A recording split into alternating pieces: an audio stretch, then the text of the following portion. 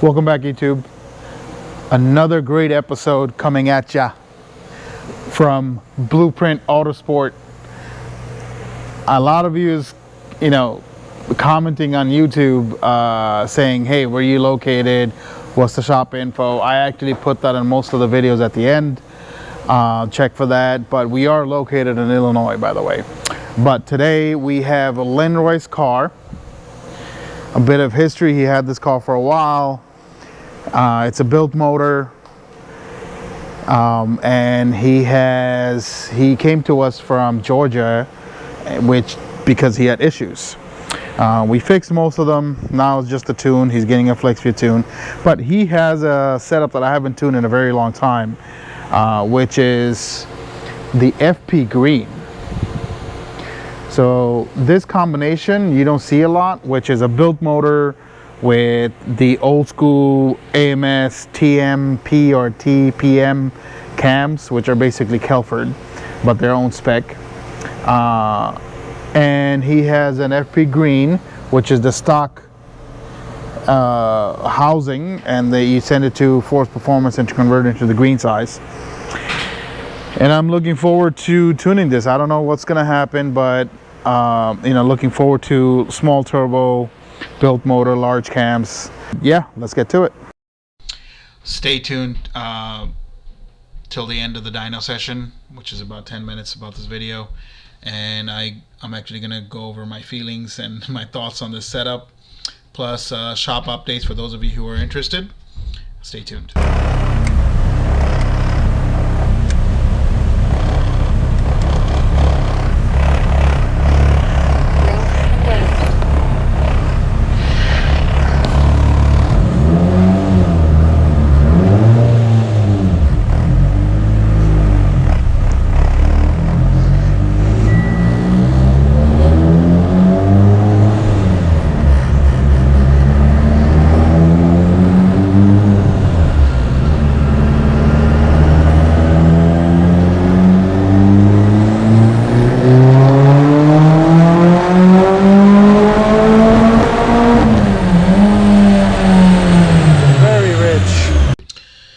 So on this run, it broke up a lot. It was super rich. As you can see, there's misfire, which actually caused the dyno, the RPM pickup on the coils to kind of not pick up the data correctly. But on my evoscan, I did get some good logs, good data, and it was super rich. I'm gonna correct that, change a little bit of the dwell time, and then we noticed that his turbo is kind of smoking, and we're gonna see what's going on. It is an older version of the FP green. He's had it for a while, but I'll make some adjustments, fuel and everything, and let's see what this car does.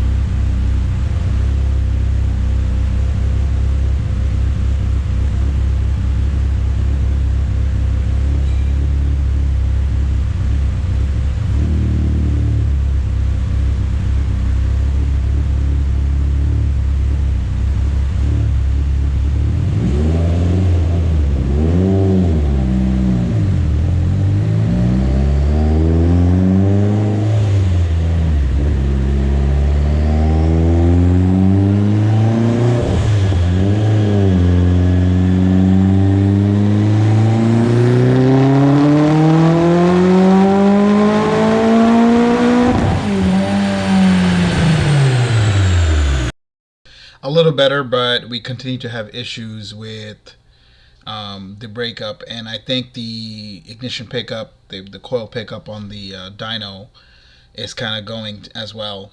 But again, we did get some good data. This is at 24 psi.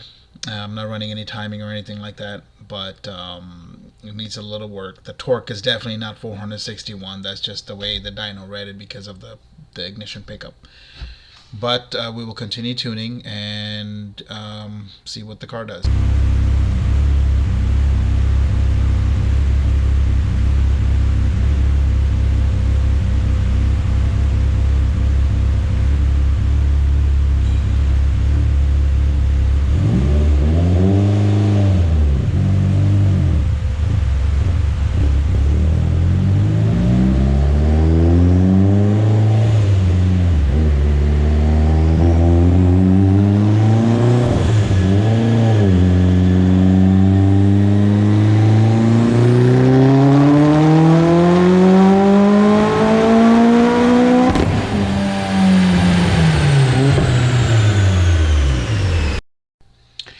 A lot better on this run. The turbo definitely is on its way out. It's not, I'm following real commands for increasing the boost anymore. Either way, we continue to have issues with the dyno ignition pickup, but we did make a bit more horsepower. We're in the right direction. The car feels better as well.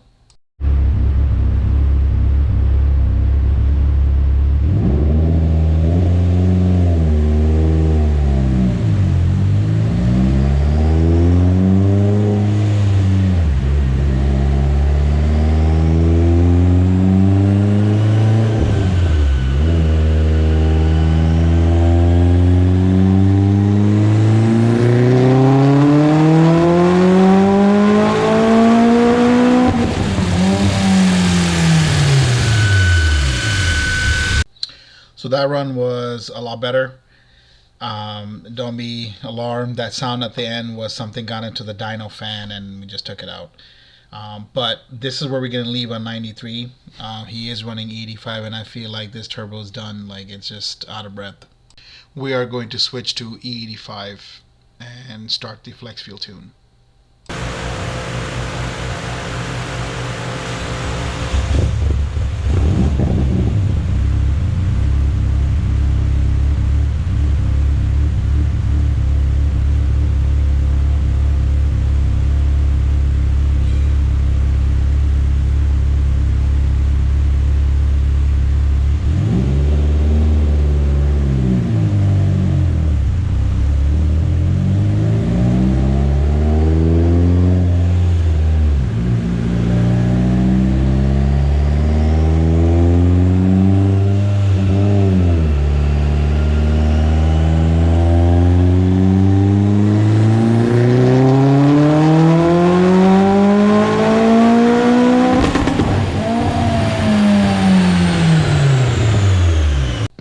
This is on 68% ethanol.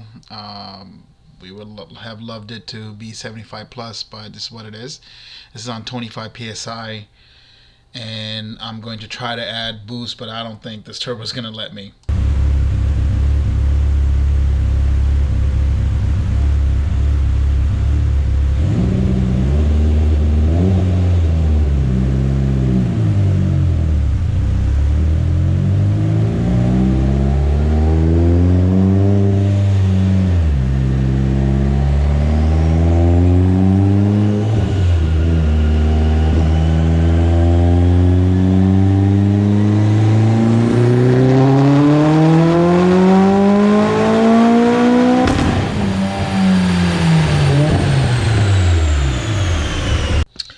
I just added a degree of timing and try to increase the boost to like 28 pounds, 27 pounds, but it's not letting me. It's stuck at 25, 26, and then severely drops at like 22 up top. I'm just going to add a couple of more degrees and see what that does, and that's basically it.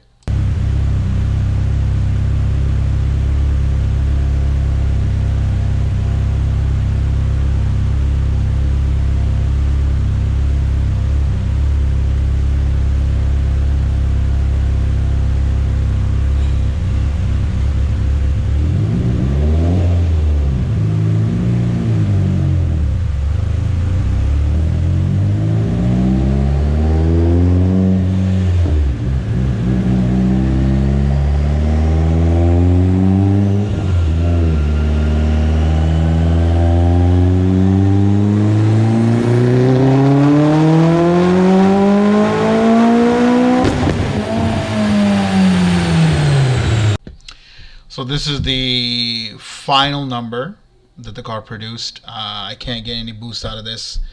And it's just not about the boost number itself, it's the quality of the boost. Meaning, you know, when a turbo is starting to go out, and a lot of precision guys, you know what I'm saying, same boost will not produce more power.